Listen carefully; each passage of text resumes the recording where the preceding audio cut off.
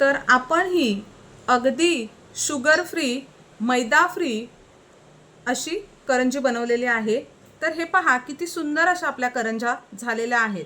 माझ्या मागच्या व्हिडिओमध्ये तुम्ही पाहिल्याप्रमाणे मी जे पुरी प्रेस तुम्हाला दाखवलेला आहे, तर त्यामध्ये सुद्धा मी या करंजा बनवून दाखवलेल्या आहेत, तुम्ही पाहू शकता।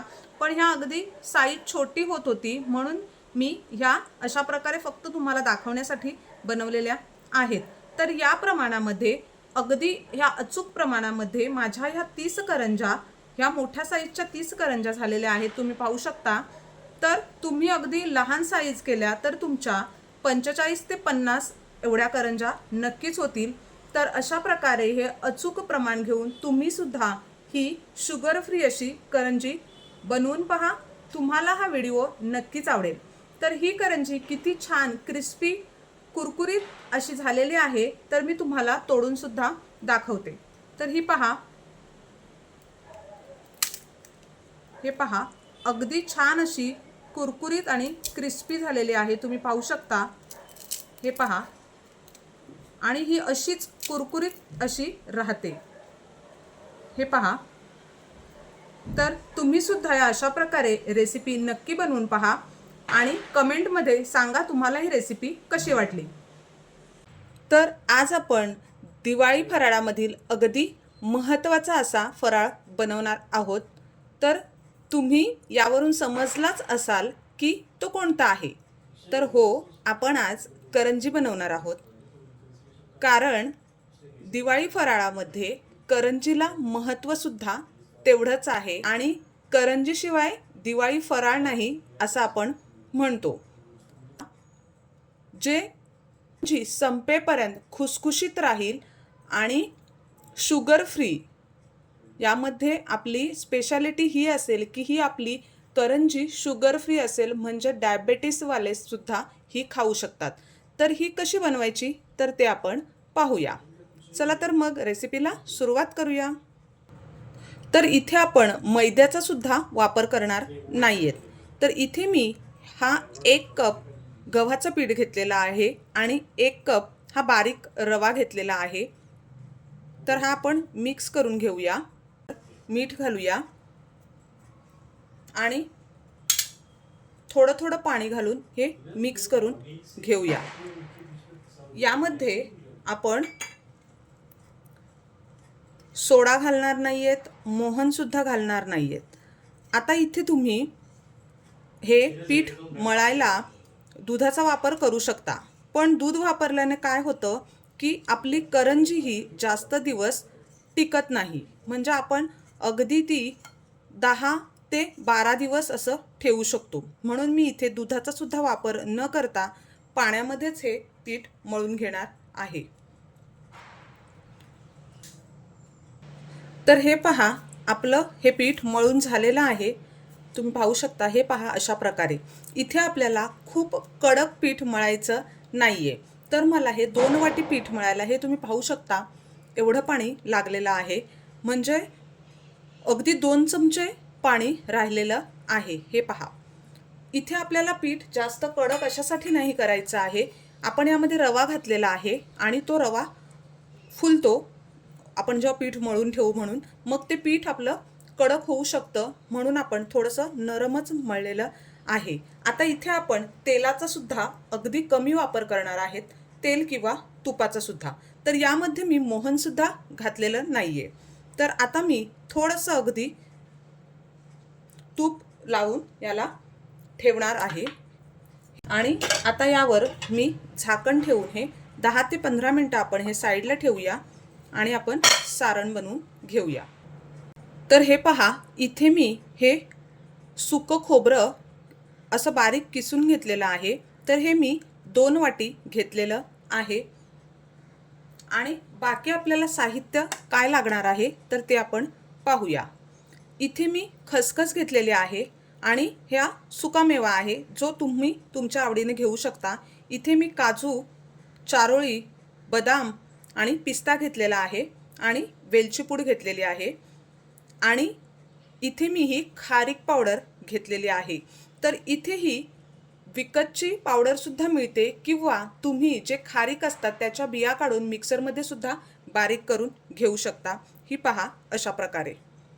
तर तुम्हाला इथे मी 2 वाटी सुकं खोबरं घेतलेलं आहे, त्यामध्ये तुम्ही 1 वाटी ही खारीक पावडर घालू शकता।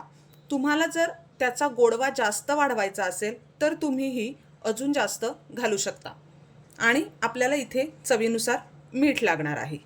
चला तर मग आता आपण खोबरं भाजून घेऊया। तर इथे मी पॅन ठेवलेला आहे आणि पॅनमध्ये हे खोबरं घालून आपण छान असं भाजून घेऊया। तुम्हाला किती क्वांटिटीमध्ये बनवायचं आहे त्याप्रमाणे तुम्ही हे प्रमाण ठरवू शकता। आता हे छान इथे आपल्याला खोबरं हे मंद आचेवरच भाजून घ्यायचं आहे। आपलं खोबरं भाजून झालेलं आहे, तुम्ही पाहू शकता। आपल्याला हे खूप जास्त असं ब्राऊन सुद्धा करायचं नाहीये। हे पहा अगदी परफेक्ट असं भाजून झालेलं आहे। आता आपण काढून घेऊया। इथे मी अर्धा चमचा तूप घालून घेतलेला आहे आणि यामध्ये आपण ही खारीक पूड घालून घेणार आहेत। ही आपल्याला जास्त भाजायची गरज नाही, अगदी थोडा तिला फक्त तुपाचा छान असा फ्लेवर यावा म्हणून भाजून घ्यायची आहे। तर आपली ही पूड भाजून झालेली आहे, आता काढून घेऊया। तर इथे मी आपल्या या करंजीची अगदी छान अशी टेस्ट वाढावी, आणखी पौष्टिक व्हावे म्हणून यामध्ये मी एक स्पेशल साहित्य घालणार आहे आणि ते म्हणजे हे मी मखाणे घालणार आहे। साहित्यामध्ये मी हे सांगितलेले नाही आहेत, पण मखाण्याने ह्याची चवसुद्धा आणखी वाढेल। तर हे आपण मखाणे रोस्ट करून घेऊया। तर हे मखाणे आपले झालेले आहेत, आता आपण हे काढून घेऊया। तर आता इथे आपण थोडंसं तूप घालून हे ड्रायफ्रूट रोस्ट करून घेऊया। इथे मी हे खसखस घातलेली आहे आणि बदाम, पिस्ता, काजू, हे ड्रायफ्रूट्स आपले रोस्ट झालेले आहेत। आता हे सुद्धा काढून घेऊ। तर हे पहा आपलं हे ड्रायफ्रूट सुद्धा बारीक करून झालेलं आहे आणि हे मी मखाण्याची सुद्धा अशी पावडर केलेली आहे। आता आपण हे सर्व मिक्स करून घेऊया। यामध्ये आपण चवीनुसार मीठ घालणार आहेत, अगदी थोडं घालायचं आहे आणि वेलची पूड घालायची आहे। ही मी 1 चमचा घातलेली आहे आणि हे छान मिक्स करून घेऊया त्याप्रमाणे। तर यामध्ये मी अगदी 2 चमचे रवा भाजून घेतलेला आहे, तो सुद्धा यामध्ये टाकून घेते आणि हा छान मिक्स करून घेऊया।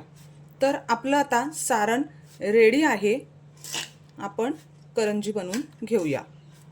पीठ सुद्धा छान असं झालेलं आहे, आता आपण करंजी लाटून घेऊया।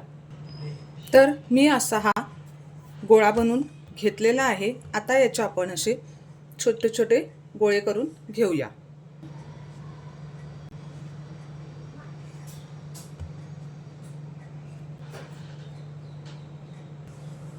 तर या पिठाचे आपण असे छोटे छोटे चपातीसारखे गोळे लाटून घेऊया।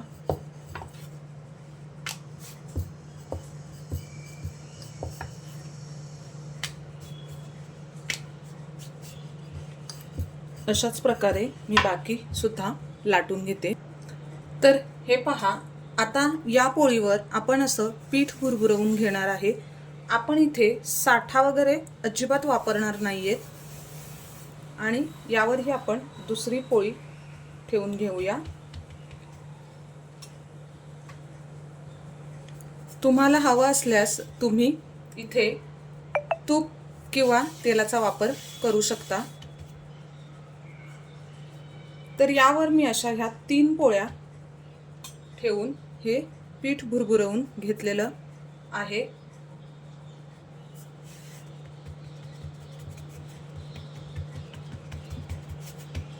आणि हे असं दाबून घेऊया। आता आपण ही जी पोळी आहे ती अशी टाईट फोल्ड करणार आहेत। हे पहा अशा प्रकारे यामध्ये गॅप राहता कामा नये। हे पहा अशा प्रकारे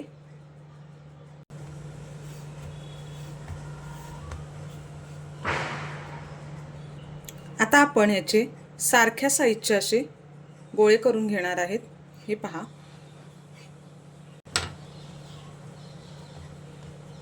आणि हे आपण लाटून घेऊया।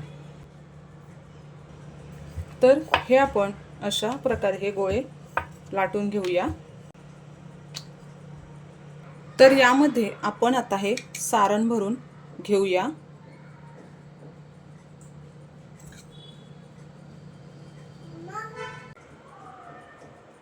अशा प्रकारे ही फोल्ड करून आपण घेणार आहोत। तुम्ही ही साच्यामध्ये सुद्धा करू शकता।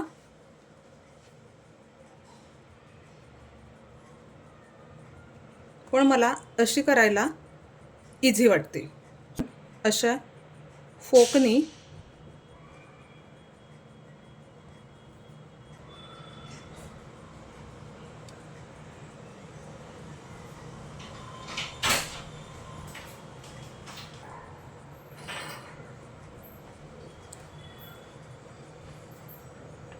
हे पहा अशा प्रकारे आपण तुम्ही हवी तशी डिझाइन करू शकता। हे पहा अशा प्रकारे ही आपली करंजी झालेली आहे। हे पहा आपली करंजी किती सुंदर अशी तयार झालेली आहे, तुम्ही पाहू शकता। तर अशाच प्रकारे आपण बाकी सुद्धा बनवून घेऊया।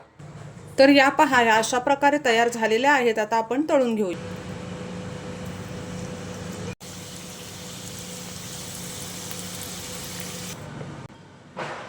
तर हे पहा आपल्या करंज्या किती छान अशा तयार झालेल्या आहेत, तुम्ही पाहू शकता। अगदी सुंदर अशा दिसत आहेत। या पहा क्रिस्पी तर झालेल्या आहेतच, पण पहा किती सुंदर दिसत आहेत। तर तुम्ही माझ्या व्हिडिओमध्ये पाहिलं असेल की मी पुरी प्रेसमध्ये सुद्धा पुऱ्या बनवलेल्या आहेत। तर ही पहा आपली अशी पुरी तयार झालेली आहे। आता आपण या पुढे जो आपल्याला साचा दिलेला आहे त्यामध्ये ही करंजी बनवून घेणार आहेत। यामध्ये मध्ये सारण भरायचं आहे आणि हे अगदी असं फक्त प्रेस करायचं आहे। हे पहा अशा प्रकारे। तर हे पहा आपली ही पुरी प्रेसमध्ये सुद्धा किती छान। तर या पहा आपल्या करंज्या किती सुंदर अशा झालेल्या आहेत, तुम्ही पाहू शकता। ह्या पहा